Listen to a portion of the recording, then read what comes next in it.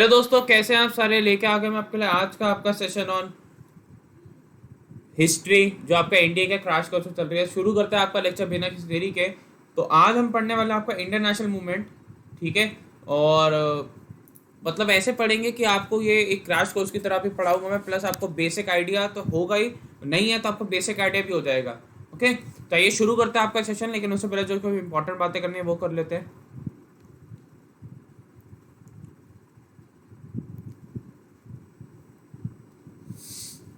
पहली बात, अगर आपने अभी तक इस चैनल को सब्सक्राइब नहीं करा तो प्लीज सब्सक्राइब इट। यहाँ आपको मिलेगी बेस्ट एवर डिफेंस एजुकेशन। देखिए, एक होता है एजुकेशन देना और एक होता है एजुकेशन राइट मैनर में देना। हम आपको राइट मैनर में दे रहे हैं क्योंकि हमें पता है डिफेंस के एग्जाम में क्या आता है, plus we know what exactly the defence exam needs. और हमने डिफेंस के एग्जाम्स खुद क्रैक करे सबने, इसलिए हमारे को ज़्यादा एक्सपीरियंस है। हम आपको वही पढ़ा रहे हैं सबको डिफेंस एग्जाम में आता है। प्लीज़ लाइक इट, लिंक आपको डिस्क्रिप्शन मिल जाएगा। Okay, please look for it. देखिए, सभी डिफेंस एग्जाम्स के लिए आपको डेली लाइट चैनल को सब्सक्राइब करना है। मैं यहाँ पे 6:30 बजे आपके लिए मंडे टू थर्सडे आपके लिए टेस्ट लेके आता हूँ, तो प्लीज़ सब्सक्राइब इट गाइस, और यहाँ पे आइए और टेस्ट दीजिए मेरे साथ। देखिए, this is the complete batch for Indian Maverick batch. अगर आप एक सीरियस एस्पिरेंट हो और अभी तक आपने नहीं ज्वाइन करा तो व्हाट यू आर डूइंग। मैं आज आपको एक वीडियो देने वाला हूँ जिसमें मैं आपको बताने वाला हूँ कि कैसे आप बेनिफिट कर सकते हैं इससे। मैं उसमें टेस्टिमोनियल्स लेके आने वाला हूँ जो सारे बच्चे हैं उनके लिए। जो बच्चे जो वहाँ पे यूट्यूब से अनअकैडमी पे गए हैं, जो अनअकैडमी पे हैं, उन्होंने क्या डिफरेंस महसूस करा है दोनों प्लेटफॉर्म में, मैं ज़रूर लेके आने वाला हूँ। प्लीज़ वॉच इट, बहुत जल्द वीडियो आ जाएगी, मैं आपको स्टोरी में बता दूंगा, तो डू वॉच इट। आप इस बैच के लिए 9555092179 पे कॉल व्हाट्सएप SMS कर सकते हैं। इस वे बैच स्टार्ट हो चुका है, लेकिन आपको जो क्लासेस मिस हुई हैं वो आपको रिकॉर्डेड फॉर्मेट में मिल जाएंगी। कोड यूज़ करना आपको वाईफाई डिफेंस, और आप मेरा कोड भी प्रणव टैंक भी क्यों यूज़ कर सकते हैं। प्रणव टैंक का कोड तो आप किसी भी अन्य अकेडमी के सिस्टम पे यूज़ करके आप अपना डिस्काउंट पा सकते हैं। और देखिए, डिस्काउंट के साथ साथ आपको 10% का तो डिस्काउंट मिलेगा, साथ साथ आपको पर्सनल मेंटरशिप का भी मौका मिलेगा। दूसरी बात, CDS AFCAT और CAPF के लिए आप क्या करेंगे, आपको एक ही सब्सक्रिप्शन लेनी है और आप 3 एग्जाम्स के लिए एक साथ पढ़ सकते हैं। देखिए, और उसके साथ साथ आप क्या कर सकते हैं, आप प्रणव 10 का कोड लगाएंगे तो आपको 10% का डिस्काउंट मिलेगा, साथ में पर्सनल मेंटरशिप मिलेगी। अब देखिए, बच्चे पूछते सर क्या ये रिटर्न के लिए, नहीं, ये रिटर्न प्लस आपका इंटरव्यू दोनों में प्रिपरेशन का। जैसे मैंने कल जो मेरे बैच के बच्चे हैं उनको मैंने कल ग्रुप डिस्कशन करवाया पर्सनली जूम कॉल पे लेके, तो उससे बहुत फर्क पड़ता है। वो अभी भी ग्रुप डिस्कशन कर रहे हैं, I am recording on lecture, but still एक बहुत फर्क पड़ता है उससे, क्योंकि अगर आप रिटर्न और इंटरव्यू दोनों की तैयारी एक साथ करते हैं।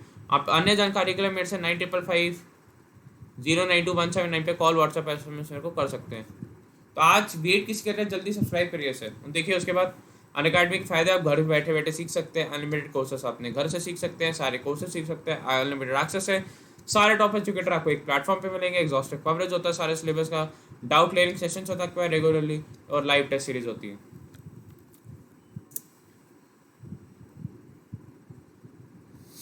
ओके, तो आइए अब आपका स्टार्ट करता है लेक्चर बिना किसी तरीके। आ जाइए, summary of Indian national movement हम स्टार्ट करने वाले हैं आज से। Okay, let's start the summary of Indian national movement. पहली बात, ये ऑब्जर्व करा गया है कि जो स्ट्रगल फॉर फ्रीडम था इंडिया में, वो 3 कारणों से हुआ। एक आपका political reasons, socio cultural reasons, और आपका इकोनॉमिक फैक्टर्स, ठीक है, जिससे इंडिया में नेशनलिज्म बढ़ी, ठीक है। क्या क्या कारण थे, पहली बात पॉलिटिकल क्या क्या थे, ठीक है। What were the political reason जिसके कारण हमारे साथ ऐसा हुआ। पहली बात, ब्रिटिशर्स की पॉलिसी थी ऑफ कॉन्क्वेस्ट एंड एक्सपेंशन, हर जगह को कब्जा करके अपना किंगडम को एक्सपैंड करना।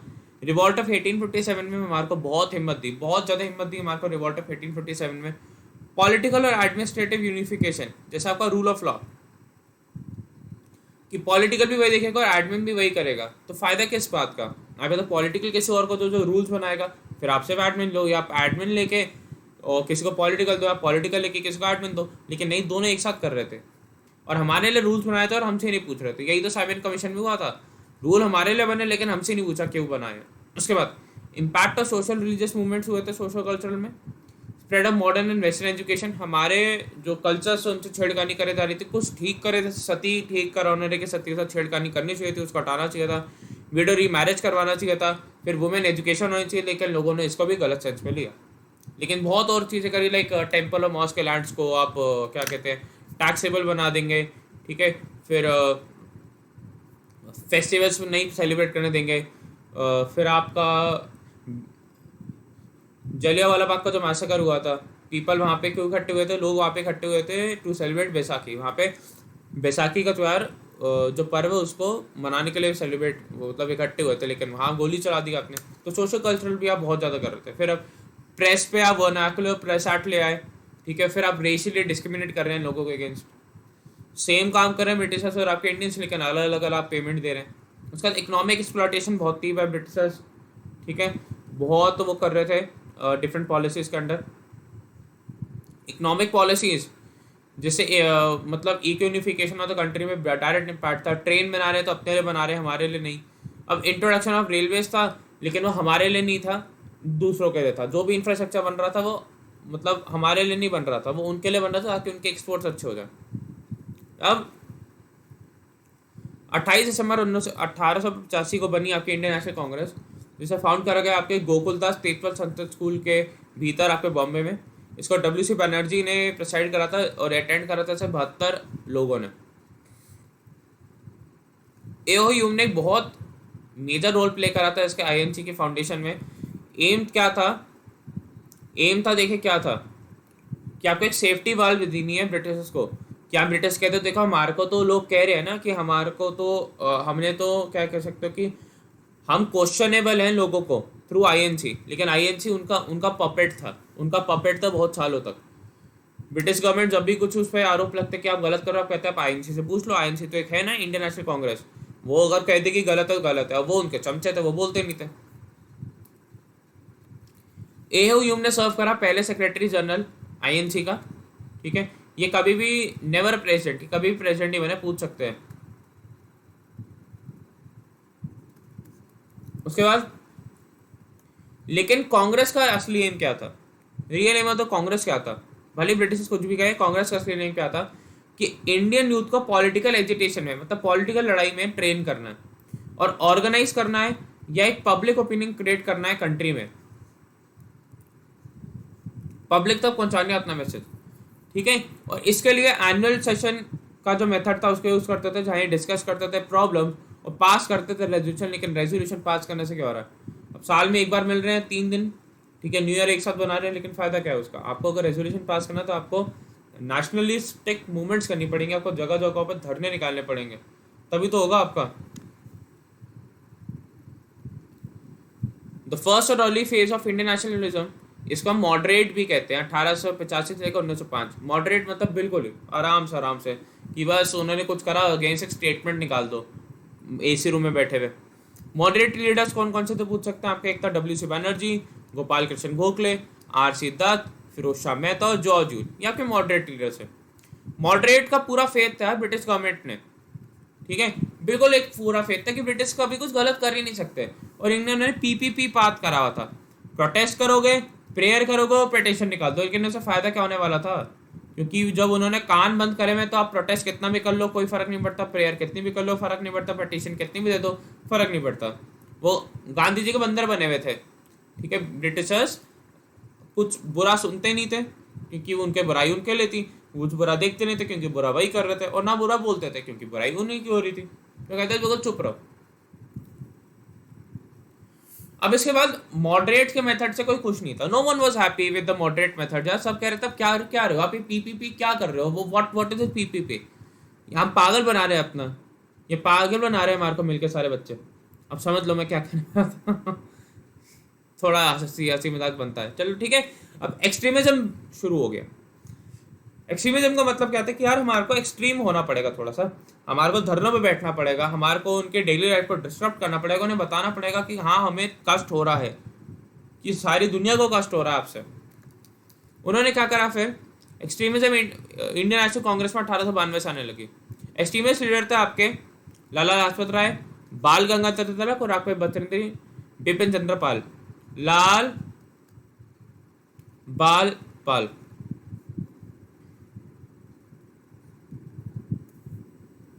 और आपके अरविंदो घोष भी थे। इन्होंने पीपीपी इनहेरिटेड को कहा क्या, पीपीपी को हटाओ, इससे बढ़िया अपने सेल्फ रिलायंस पे जाओ, हमें दूसरों की जरूरत नहीं है। कंस्ट्रक्टिव वर्क करो, अपने स्कूल कॉलेजेस बनाओ, ठीक है, अपने डिबेट्स करो, मोशंस करो और धरने में बैठो, सत्याग्रह करो और स्वदेशी बन जाओ। स्वदेशी का मतलब क्या, ब्रिटिश गुड्स पे कभी भी वो मत रहो ना निर्भर, अपने खुद के गुड्स बनाओ, खादी पहनो, जूट पहनो, अपने खुद के कपड़े बनाओ। हाँ खादी महंगी थी लेकिन हम उसका ऑल्टरनेट ढूंढ सकते हैं अगर आप अलाउ करो। और आज के टाइम पे ये भी यही चल रहा है, लोकल को वोकल जो चल रहा है ना वो भी इसी के टोन पे है। क्या आपको स्वदेशी बनना पड़ेगा थोड़ा सा, क्योंकि देखिए हुआ क्या, कोरोना आया, चाइना में जो सारी आपकी फैक्ट्रीज थी, मैन्युफैक्चरिंग चेन थी, वो सारी डिस्टर्ब हो गई। उससे डिस्टर्ब हुआ, देखो दुनिया में कितना कलेश हो गया, दुनिया में कितनी चीज़ें हो गई, उससे क्या हुआ। तो हमें लोकल को वोकल का मतलब ही नहीं कि हम बाहर से बिल्कुल ही अलग हो जाएंगे, हमें सेल्फ रिलायंस होना है, हमारे को सेल्फ रिलायबल बनना है कि अगर कभी ऐसी इन फ्यूचर की आपदा आती है हम हैंडल कर पाए, क्योंकि हमारे पास डोमेस्टिक कैपेबिलिटीज इतनी ज़्यादा हैं और हम दुनिया को भी बचा पाए एक्सपोर्ट करके। तो यही है लोकल को वोकल, लोकल को वोकल यही करना है। अब हुआ क्या कि पार्टीशन हो रहा था बंगाल का, 1905 में लॉर्ड कर्जन ने अनाउंस कर दिया। देखिए कितने क्रूड थे ये।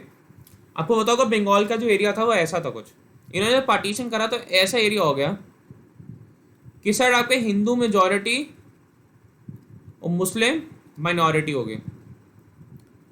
यहाँ जो करा इन्होंने मुस्लिम मेजॉरिटी और हिंदू माइनॉरिटी ऐसे, तो बहुत गलत खेला था इन्होंने। ठीक है, कहा था इन्होंने ये कि एडमिनिस्ट्रेटिव कन्वीनियंस के लिए हमारे को होता नहीं। ठीक है, और इसी कारण से आपका स्वदेशी एंड बॉयकॉट रेजोल्यूशन पास हुआ 1905 में आईएनसी में। अब यार आईएनसी क्या कर रही थी, देखते हैं आईएनसी ने क्या करा। पहली बात, आईएनसी ने 1905 में कहा, जैसे गोपाल कृष्ण गोखले ने देखा तो उन्होंने कहा बस लिख रहे थे कि बहुत गलत है, गलत है, ऐसे नहीं करना चाहिए।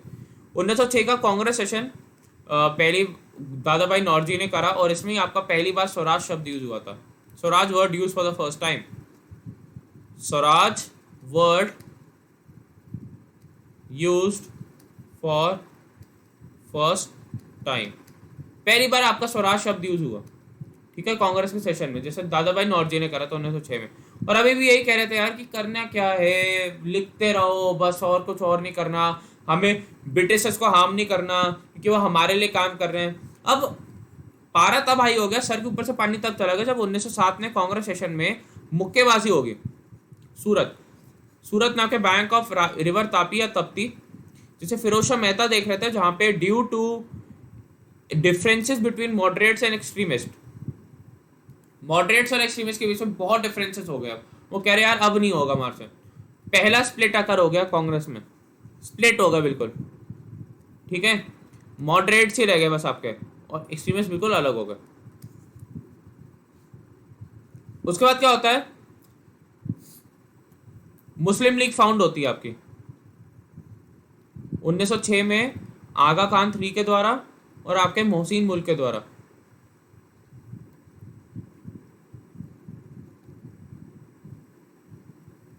ओके, सेपरेट इलेक्टोरेट पता सबको, 1909 के पार्लियामेंट रिफॉर्म जिसे हम इंडियन काउंसिल एक्ट ऑफ 1999 भी बोलते हैं, इंडियन काउंसिल एक्ट ऑफ 1909 भी बोलते हैं। ये मैंने पॉलिटी में पढ़ा हुआ है, मैंने पहले ही कहा था मैं पॉलिटी और हिस्ट्री का वो पोर्शन आपका एक साथ नहीं पढ़ाऊंगा, एक ही में पढ़ाऊंगा। मैंने पॉलिटी में पढ़ा है, जिसको पढ़ना है ये सारी जो एक्ट्स और मूवमेंट्स थी वो जाके उसमें पढ़ सकता है, मैंने उसमें पढ़ा हुआ पूरा जो सारी एक्ट्स थी। ठीक है, जितनी सारी एक्ट थी, constitutional development of India, parliamentary reform, सब मैंने उसमें पढ़ा हुआ है।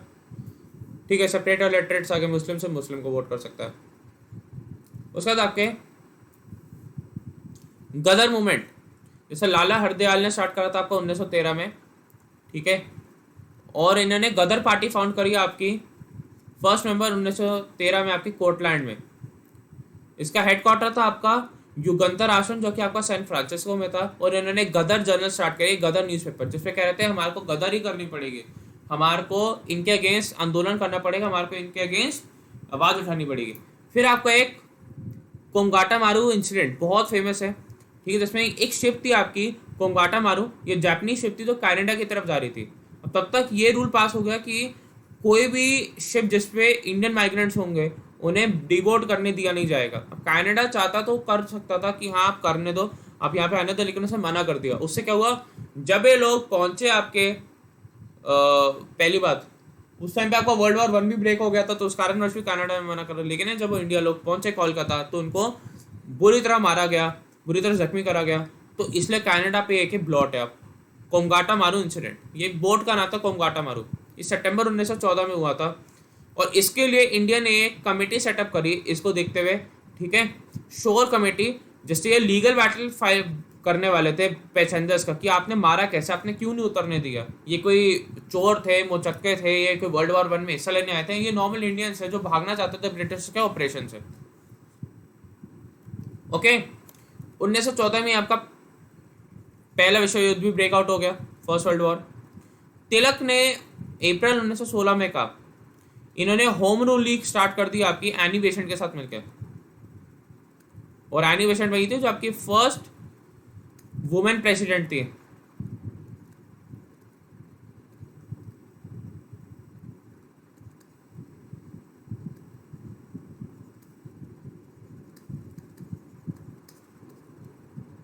ओके, और होम रूल लीग का जो हेडक्वार्टर था वो सेटअप हुआ आपके पूना में, और इसने क्या डिमांड करी, स्वराज, ठीक है, कि we need independence from you, not total independence but we need independence to think do.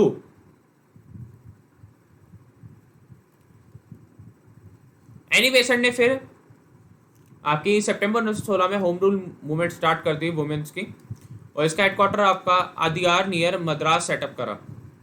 Lucknow session of 1916 जिसे आपके अंबिका चरण मजुमदार, एसी मजुमदार जो एक मॉडरेट लीडर थे वो प्रेसाइड कर रहे थे, जहाँ पे आपका मॉडरेट्स और एक्सट्रीमिस्ट एक साथ यूनाइट हो गए, मॉडरेट्स और एक्सट्रीमिस्ट एक साथ यूनाइट हो गए। यहाँ क्या हुआ था आपका, ये हिस्टोरिक है लखनऊ पैक्ट,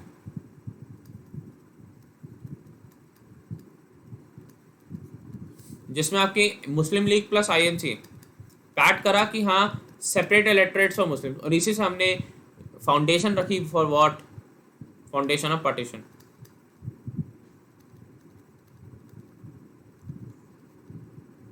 ओके,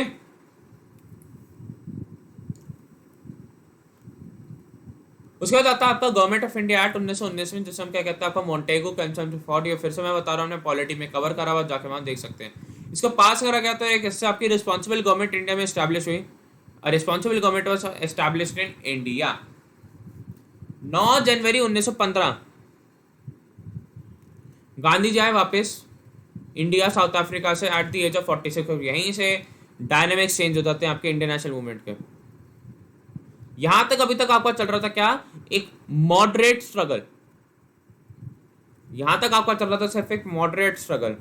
गांधी जी आते हैं ना तो मुंह में आईएनसी जो इंडियन नेशनल मूवमेंट था, इट बिकेम लिटिल एक्सट्रीम, मतलब धरने हो रहे हैं, मास मूवमेंट्स हो रही हैं, मास पार्टिसिपेशन हुई यहाँ पे, it was mass participation of people. Okay, देखिए अब इसके बाद क्या हुआ था, we have to understand this, कि इसके बाद क्या हुआ था, गांधी जी ने ये देखा कि मासेस इकट्ठा नहीं है, the people are not together, कुछ लोग ही स्ट्रगल कर रहे हैं, जो लोअर सबसे लोएस्ट हैं वो नहीं स्ट्रगल कर रहे एक साथ, जो सबसे अपर है वो स्ट्रगल नहीं कर रहे, upper middle class and some elites are only struggling. Zamindar still अभी भी ब्रिटिश के साथ आते हैं, किंग्स नहीं स्ट्रगल कर रहे, क्वींस नहीं स्ट्रगल कर रही, प्रिंसेस नहीं स्ट्रगल कर रहे, प्रिंसेस स्टेट्स नहीं कर रही, तो हम स्ट्रगल कर किसके लिए लें। इन्होंने कहा क्योंकि लोगों को पता ही नहीं है कि हम क्या स्ट्रगल कर रहे हैं, तो लोगों को समझाना पड़ेगा कि what exactly we are struggling for, हम किस चीज़ के लिए स्ट्रगल कर रहे हैं, हम आप लोगों के लिए स्ट्रगल कर रहे हैं, हम आपके बच्चों के लिए स्ट्रगल कर रहे हैं। तो कह रहे ये समझाने के लिए हमारे को लोगों को इकट्ठा करना पड़ेगा, और लोगों को इकट्ठा कैसे करोगे आप, जगह जगह पे घूम के, छोटे कस्बों को टारगेट करके, वहां जाके लोगों में घुल मिल के। तो भाई गांधी जी ने ये रूल अपनाई, गांधी जी ने सबसे पहले वही थे जिन्होंने मास मूवमेंट्स करी, मास मूवमेंट्स में ध्यान दिया, मैक्सिमम पार्टिसिपेशन में ध्यान दिया, लोएस्ट रंग ऑफ द पॉपुलेशन को साथ लेके चले अपने, ताकि पूरे देश एक साथ चले। ओके, अब यहां से पढ़ेंगे। 1916 में गांधी ने सबसे पहले आपका साबरमती आश्रम फाउंड करा आपका अहमदाबाद में, गुजरात में, जहां पे आपका सच्चाई और अहिंसा का जो आइडिया था वो करते थे। चंपारण सत्याग्रह होता है आपका 1917 में, जहां ही आपके डॉक्टर राजेंद्र प्रसाद से मिलते हैं।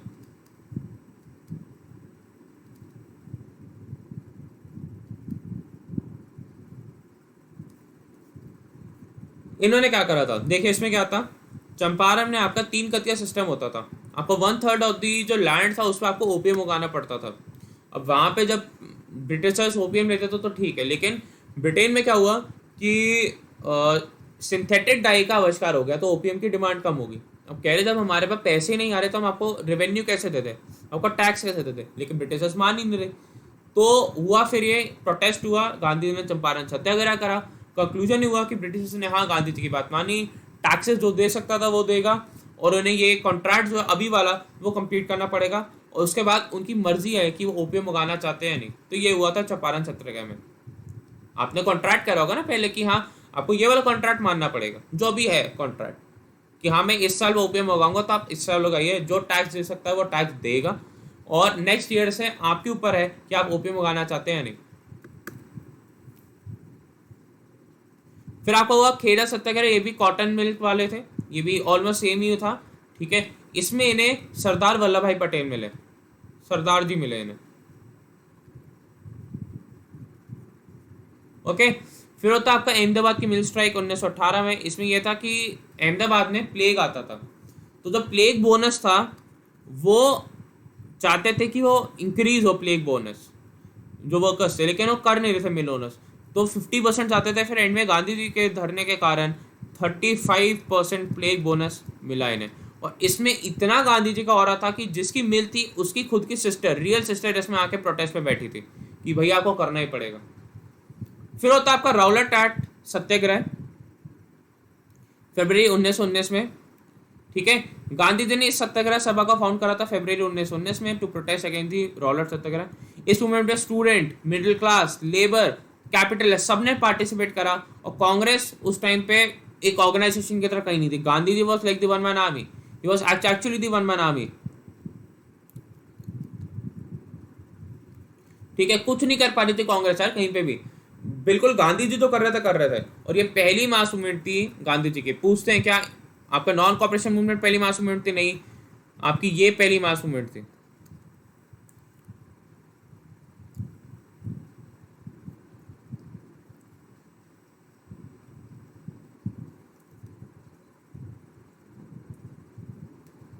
फिर आपका जलियांवाला बाग मैसेकर होता था आपका 13 अप्रैल 1919 में। इस साल ऐसे 101 साल हो गए, अभी तक ब्रिटिशर्स ने सॉरी नहीं बोला इसके लिए। लोग यहाँ पे गैदर हुए थे जलियांवाला बाग में, एक तो बैसाखी सेलिब्रेट करने के लिए, पहला आपका बैसाखी, फिर बस एक साइलेंट प्रोटेस्ट कर रहे थे to protest against the arrest of Saifuddin Kitchlew, जो एक डॉक्टर थे, और आपके सत्यपाल जी 13 अप्रैल 1919 में, जो कि आपके राउलेट एक्ट के खिलाफ थे। अगस्त 1 को खिलाफत कमेटी ने लॉन्च करा आपका नॉन कॉपरेशन मूवमेंट, ठीक है, क्योंकि देखा वर्ल्ड वॉर 1 में आपके टर्की जो ओटोमन एम्पायर था उसके साथ बहुत ही दुर्व्यवहार कर रहे थे। अब मुस्लिम्स के लिए ओटोमन एम्पायर उनका खलीफा था या खिलाफत था, ठीक है। तो इन्होंने क्या कहा कि आप प्लीज़ उनके साथ ये मत करो, इसलिए शौकत अली और रहमत अली ने मिलकर गांधी जी के साथ एक खिलाफत मूवमेंट लॉन्च करा और एक नॉन कॉपरेशन मूवमेंट 3 इश्यूज़ पर लॉन्च करा। एक तो पंजाब के रॉन्ग, जो कि आपका जलियांवाला बाग का मैसेकर था, खिलाफत इशू, और डिमांड फॉर स्वराज की हमें अपना डिसीजन खुद से लेने, तो हमें आपकी ज़रूरत नहीं है। ये 3 उस पर लॉन्च हुआ था नॉन कॉपरेशन मूवमेंट, ओके। उसके बाद हुआ आपका नॉन कॉपरेशन मूवमेंट अक्टूबर 1920 में स्टार्ट हुआ। अक्टूबर 1920 में all India trade union Congress found करी गई आपके एनएम जोशी के द्वारा और रेस चौधरी के द्वारा, जैसे लाला लाजपत राय ने देखा था। और अकाली मूवमेंट भी आपकी 1920 में स्टार्ट हुई थी। और देखिए ये क्यों रुक गई थी आपकी नॉन कॉपरेशन मूवमेंट, क्योंकि 1922 में आपका चौड़ा चौड़ी कांड हो गया था।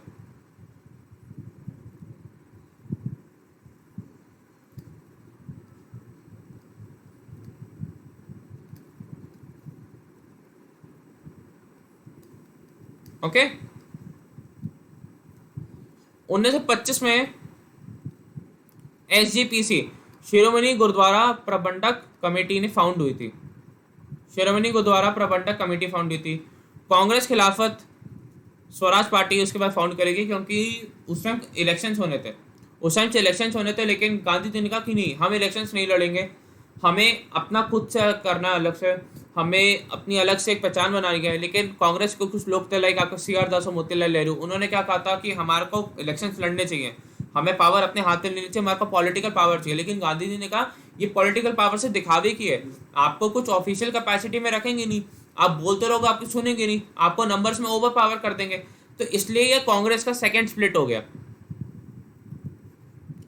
सी.आर. दास और मोतीलाल नेहरू जी और उनके कुछ सपोर्टर चाहते थे कि हम अपने खुद के इलेक्शंस लड़ें, लेकिन वो नहीं लड़ पाए। 1927 में फिर आपके workers and pheasant party WPP form होता है आपके बॉम्बे में बाय आपके SS मिराजकर, KN जुगलेकर और FG घटे। 1924 में आपके HRA Hindustan Republican association form होती है आपके कानपुर में। इसके मेंबर थे आपके चंद्रशेखर आजाद, सान्याल और आपका राम प्रसाद बिस्मिल। 1929 में फॉर्म होती है आपकी HSRA Hindustan socialist Republic association. आप समझ गए कौन ये होती है आपकी फिरोजशाह कोटला में फॉर्म। भगत सिंह ज्वाइन करते हैं आपके HSRA, और फिर भगत सिंह का पता आपको उनको फांसी दे दी जाती है क्योंकि उन्होंने जनरल सॉन्डर्स को मार दिया होता।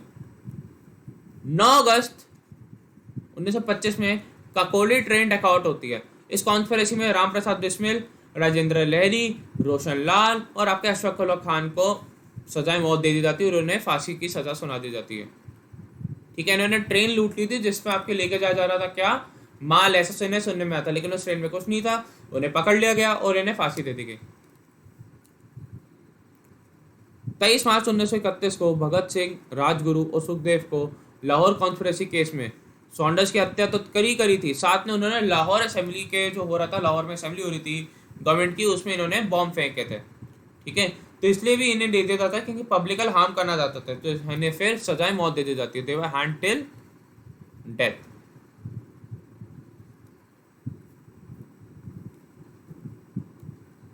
उसके बाद 8 नवंबर 1927 को साइमन कमीशन इंडिया हिंदुस्तान में आती है। अब देखो इनके आयरनी देखना, आप हिंदुस्तानी के लिए कुछ कर रहे हैं लेकिन आप इंडियन से नहीं पूछ रहे उन्हें क्या चाहिए, क्योंकि इस कमेटी में जितने भी सदस्य थे उनमें से एक भी इंडियन नहीं था। 7 सदस्य प्लस आपका जॉन साइमन जो इसका हेड थे वो थे, इसमें साइमन कमीशन 7+1 था, नो इंडियन। वैसे अपॉइंट करा गया था अंडर आपका स्टैनली बाल्डविन। ये इंक्वायर करना था कि जो गवर्नमेंट इन इंडिया है उसके रिफॉर्म एक्ट जो 1999 है उसके बाद क्या करना चाहिए। देखिए 1919 में आपकी गवर्नमेंट ऑफ इंडिया एक्ट आई थी, ये था उसका अपग्रेडेशन कि क्या हमारे को गवर्नमेंट ऑफ इंडिया में चेंज करना चाहिए जिससे हमारे देश इंडिया और आगे बढ़ सके। लेकिन आप इंडिया से पूछ ही नहीं रहे कि हमारे को क्या चाहिए। 1928 में आपकी नेहरू रिपोर्ट, ठीक है, जब नेहरू जी ने कहा हमारा खुद का कॉन्स्टिट्यूशन होना चाहिए, लेकिन ब्रिटिशर्स ने कहा कि तुम लिख सकते हो, तो नेहरू जी ने कहा dude challenge accepted, I am in. उन्होंने फिर कहा पूरा कॉन्स्टिट्यूशन लिखा अपना, जिसे कहते हैं नेहरू रिपोर्ट 1928 में, जिसे इन्होंने मांगा डोमिनियन स्टेटस, लाइक आपका कनाडा और ऑस्ट्रेलिया जो उस टाइम पे थे, यूनिवर्सल एडल्ट फ्रेंचाइज कि आप सबको वोट का अधिकार देंगे, ठीक है, एक्सेट्रा एक्सेट्रा। लेकिन हंस दिया ब्रिटिशर्स ने कि तुम्हारे को फंडामेंटल राइट्स चाहिए, इन्होंने इसमें फंडामेंटल राइट्स भी मांगी थी, लेकिन हंस दिया उन्होंने। ठीक है, जिन्ना का 14 पॉइंट प्रोग्राम 31 मार्च 1929 में आता है। बहुत ही अजीब अजीब सी चीज़ें थी, इनके बारे में बात करना ही बेकार है। ओके, हम इंडिया पे फोकस करते हैं, तो बिल्कुल ही देश को अलग करना चाहते थे। 1929 के लाहौर सेशन में जो INC का हुआ था, जिसे जवाहरलाल नेहरू ने डिसाइड करा था, वहां पे एक रेजोल्यूशन पास हो गया, अब हमारे को पूर्ण स्वराज चाहिए, मतलब फुल इंडिपेंडेंस।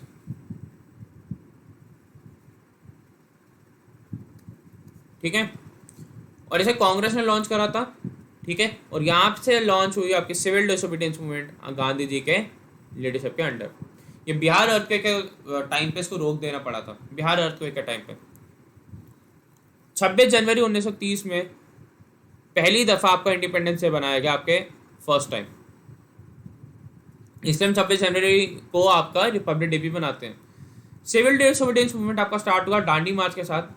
12 मार्च से लेकर 6 अप्रैल 1930 तक गांधी जी 78 फॉलोअर्स के साथ निकले थे साबरमती आश्रम से टू दांडी, जहाँ पे सॉल्ट लॉ ब्रेक करना चाहते थे। 6 अप्रैल 1930 को निकले 78 के साथ थे, पहुँचते से लाख हो गए। तब देखिए होता क्या था, आप तब उस समय पे नमक नहीं बना सकते, तो नमक एक बेसिक एसेंशियल आइटम है, और ब्रिटिशर्स ने इसका प्राइस बहुत ज़्यादा करा हुआ था, जिससे हर कोई अफोर्ड नहीं कर सकता था, no was able to afford it. तो उससे हुआ क्या, गांधी जी ने कहा मैं ये वाला लॉ तोड़ूंगा जिससे लोगों से कनेक्ट कर सकूं। वो लोगों से कनेक्ट करना चाहते थे, उन्होंने कहा मैं लॉ ही ऐसा तोड़ूंगा जिससे मैं लोगों से कनेक्ट करके उनकी चीज़ें ले पाऊँ। उन्होंने लोगों से कनेक्ट करने के लिए क्या करा, he broke the salt law. उन्होंने नमक उठाया, नमक वहाँ बनाया, उन्हें रेस्ट कर लिया गया। ठीक है, अब इसका फॉर्म क्या क्या थे? जहाँ पे आपका कोस्ट नहीं था वहाँ पे क्या हो गया आपका फॉरेस्ट सत्याग्रह, कि हम फॉरेस्ट नहीं काटने देंगे। ठीक है, जहाँ पे आपका फॉरेस्ट का कुछ नहीं था वहाँ पे धोबी सत्याग्रह हो गया, धोबी नाई सत्याग्रह हो गया। ना धोबी सर्विसेज देगा, ना आपके नाई सर्विस देगा। अप नॉर्थ में चिपको मूवमेंट की तरह कुछ हो गया कि हम फॉरेस्ट नहीं काटने दे रहे। ठीक है, ट्राइबल सत्याग्रह हो गया कि हम ट्राइब्स आपको अंदर नहीं जाने दे रही जंगलों के। तो इस सत्याग्रह से बहुत लोग कनेक्ट हुए, क्योंकि सॉल्ट एक ऐसी चीज है जो हर कोई यूज करता है। जहां आप सॉल्ट बना सकते थे वहां आप सॉल्ट बनाएंगे, लेकिन जहां आप सॉल्ट नहीं बना सकते वहां आप सॉल्ट नहीं बनाएंगे। ओके, टाइम देखते कितना हो गया, चलिए बताओ।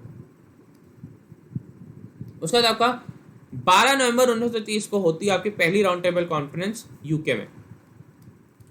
अब इसे गांधी जी पार्ट नहीं लेते, गांधी जी में पार्ट नहीं लेते। 5 मार्च 1931 में गांधी अर्बन पैक्ट होता है। 5 मार्च 1931 को गांधी अर्बन पैक्ट होता है। ठीक है, 23 मार्च 1931 को हो जाता है क्या, ट्रायल ऑफ राजगुरु भगत सिंह और आपका सुखदेव, और 29 मार्च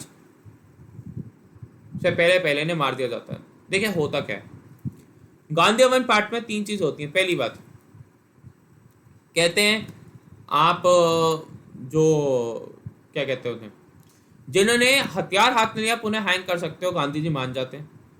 ठीक है, गांधी जी कहते हैं कि आप सॉल्ट बनाने दोगे, कहते हैं हाँ आप बनाने दोगे सॉल्ट, तो सॉल्ट के लिए मान जाते हैं। तीसरी चीज वो कहता है राउंड टेबल कॉन्फ्रेंस आप अटेंड कर लो। ठीक है, गांधी जी कहते हैं ठीक है मैं कर लूंगा। ठीक है, वो कहते हैं सर आप प्लीज सिविल डिसोबीडियंस मूवमेंट बंद कर दो, कहते हैं ठीक है मैं कर देता हूँ।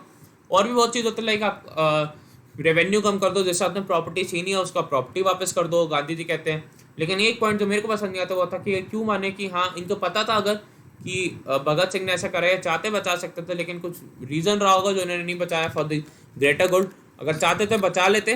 ठीक है, और लेकिन नहीं बचा पाए, कुछ इन पे भी सच्चा प्रेशर होगा, हमें नहीं पता उस रूम में क्या घटा, तो हम एजम्पशन ही लगा सकते हैं। ठीक है, लेकिन कोई नहीं, भगत सिंह ने देश के लिए जान दी, हम आज भी उनको सम्मान करते हैं और आगे करते रहेंगे। 29 मार्च 1931 का जो कराची सेशन हुआ आपका आईएनसी का, उसमें गांधी जी की बहुत, जब गांधी जी कराची आए तो स्टेशन पर उतर के बहुत उनका मतलब हाहाकार हुआ उनके कारण। और इसके प्रेसिडेंट थे वल्लभ भाई पटेल। ये पहला एक ऐसा रेजोल्यूशन था इसमें फंडामेंटल राइट और इकोनॉमिक पॉलिसी का रेजोल्यूशन पास हुआ। देखिए जो आपका नेहरू रिपोर्ट थी उसमें फंडामेंटल राइट का जिक्र करा गया था, लेकिन पहली बार रेजोल्यूशन पास हुआ आपका 29 मार्च 1931 में, फंडामेंटल राइट और इकोनॉमिक पॉलिसी का जब रेजोल्यूशन पास हुआ। 7 सितंबर 1931 में सेकंड राउंड टेबल कॉन्फ्रेंस हुई, जिसमें गांधी जी गए आपके बिहाफ ऑफ कांग्रेस में, और इसमें सरोजिनी नायडू भी गई on behalf of Indian movement.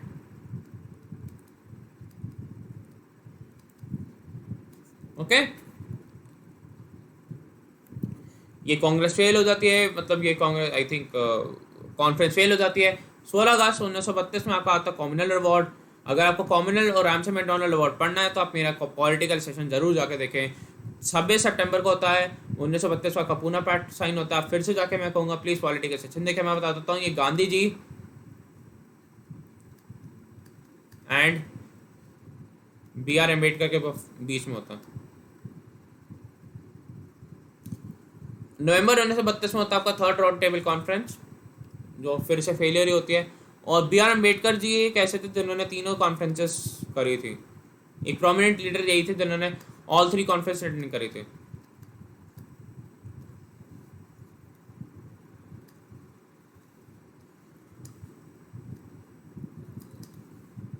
उन्नीस सौ 1935 में होता है आपका गवर्नमेंट ऑफ इंडिया एक्ट पास, जिससे एक फॉर्म होता है आपका all India federation, provincial autonomy बनती है, डायरकी कहते हैं कि सेंटर पे होनी चाहिए।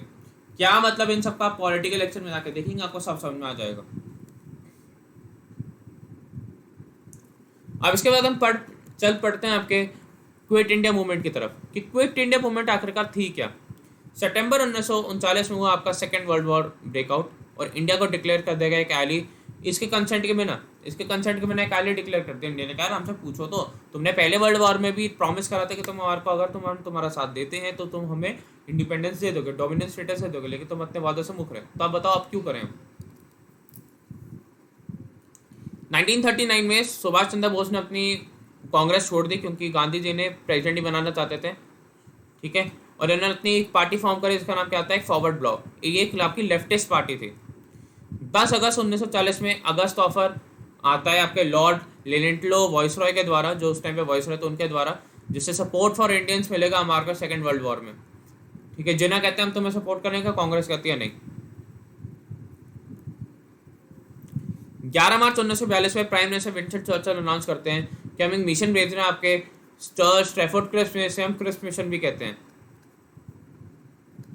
ठीक है, जिससे आपका कॉन्स्टिट्यूशनल जो डेडलॉक है कि जो कॉन्स्टिट्यूशन है उसकी प्रॉब्लम्स और इंडियंस की जो प्रॉब्लम्स उसका हम बिल्कुल एक सोल्यूशन ढूंढ पाए, एक सोल्यूशन ढूंढ पाए।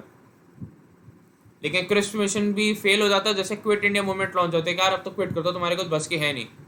ठीक है, और ये रेजोल्यूशन पास हुआ आपका क्विट इंडिया मूवमेंट का, जैसे ड्राफ्ट करा था आपके गांधी जी ने, और गांधी जी ने कॉल दी कि आइदर डू और डाई, कि डू और डाई, कि अब ये करने मरने की बात आ गई है। ओके,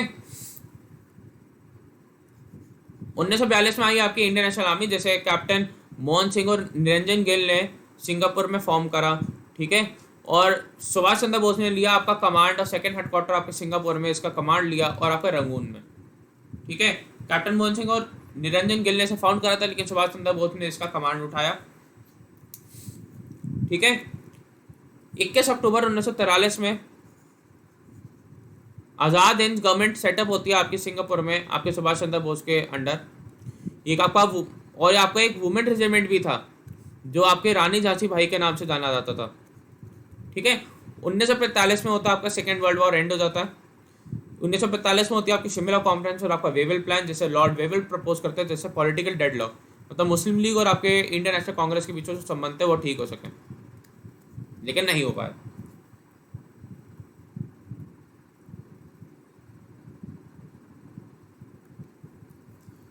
उन्नीस सौ 40 में आपका कैबिनेट मिशन प्लान आता है इंडिया में, जैसे पीएम क्लेमेंट एटली ने अनाउंस करा होता है।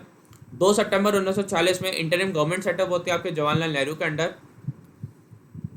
मार्च 1947 में लॉर्ड माउंटबेटन को भेजा जाता है हिंदुस्तान में कि आप एक आइए एक एम के साथ कि हमारे को ट्रांसफर ऑफ पावर कैसे करनी है, इसको हम प्लान बाल्कन भी कहते हैं। 3 जून को इंडिपेंडेंस ऑफ इंडिया एक्ट पास होता है, जैसे पावर्स होंगी वो आपकी ट्रांसफर हो जाएंगी किसे, पावर्स और transfer between 2 dominant states of India and Pakistan. India Pakistan जैसी 2 डोमिनेंट स्टेट्स को हम सारी पावर ट्रांसफर कर देंगे, ये इसमें लिखा होता है। तो ये था आपके पूरे इंडियन नेशनल मूवमेंट, जो हमने एक ब्रीफ में पूरा पढ़ लिया।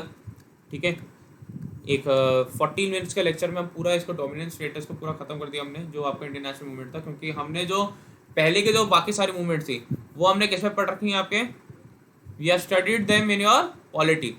तो इसलिए आपको लग रहा है कि बड़ा कम टाइम लगा, लेकिन टाइम ज़्यादा लगा है हमारे को। पॉलिटी में भी आप काउंट करो ना, तो पॉलिटी में पढ़ा। ठीक है, अब आप जो नए नए जुड़े मैं उनको बता दूंगा। पॉलिटी में आपको सारी एड्स देखने जाके, ऑल एड्स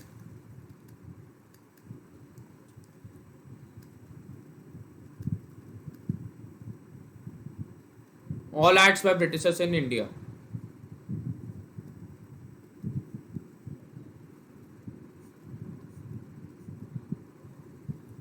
ओके, ये आपके पॉलिटिकल लेक्चर्स में आपको मिल जाएगा। पॉलिटिकल क्रैश कोर्स में जो इंडिया में कराया मैंने, वहाँ आपको बहुत फायदा होने वाला है। उससे आप जाके जरूर पढ़िए उसे और जरूर देखिए उसे, आपको समझ में आएगा। ओके, तो गाइस अब मिलेंगे आपसे कल। ठीक है, टाइमलाइन एक दिन छोड़ के कराने लग जाता हूँ अब मैं, क्योंकि 2 बार तो कर लिया हमने।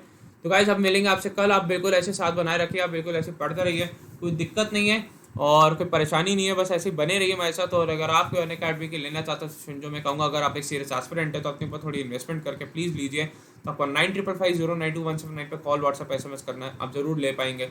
ओके, और अन्य किसी जानकारी के लिए आप मेरे को व्हाट्सअप कर सकते हैं मेरे नंबर पर। ठीक है, मेल कर सकते हैं, मैंने अपनी ईमेल आईडी भी बताई है, pranav.datta1402@gmail.com। और अगर आप मेरे को इंस्टाग्राम पे फॉलो करना चाहते हैं for regular updates of pranav_datta follow कर सकते हैं। ओके गाइस, तो मिलते हैं आपसे कल के लेक्चर में। ऐसी 2 टॉपिक्स करेंगे मॉडर्न हिस्ट्री के। ठीक है, जो भी बचे फिर आपका वर्ल्ड वॉर 1 और वर्ल्ड वॉर 2 भी मेरे को करवाना है, और आपका रेनेसांस, फ्रेंच रेवोल्यूशन, ये सब टॉपिक्स भी करवाने हैं। तो चिंता मत करिए, ज़रूर होगा। तो ऐसे बने रहिए, ऐसे पढ़ते रहिए, कोई दिक्कत नहीं है। एग्जाम्स बहुत जल्दी होने वाले हैं, बस be prepared. Bye guys, take care, all the best, जय हिंद, जय Bharat and God bless you all. Bye bye.